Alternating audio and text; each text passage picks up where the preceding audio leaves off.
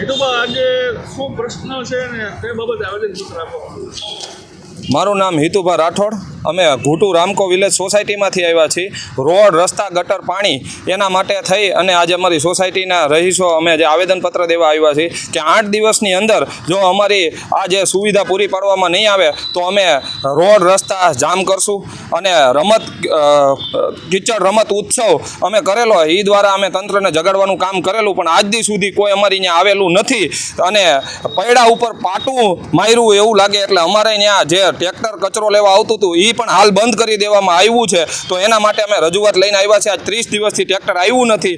તો રામકોના રહીશો અત્યારે એક તો આટલી બધી તકલીફો ભોગવે છે અને આ વધારાની તકલીફ એક આવી, તો એના માટે થઈને આવ્યા ને 8 દિવસનું અલ્ટિમેટમ આપ્યું છે. 8 દિવસની અંદર નહીં આવે તો અમે રોડ, રસ્તા જામ કરી દેશું. કેટલા સમયથી આ પ્રોબ્લેમ 2009થી અમને કોઈ પણ સુવિધા મળેલી જ નથી. અનેકવાર રજૂઆત કરવા છતાં પણ હજી કોઈ તંત્ર અમારી વારે નથી આવ્યું કે કોઈ સોસાયટીની મુલાકાત લેવા નથી આવ્યું.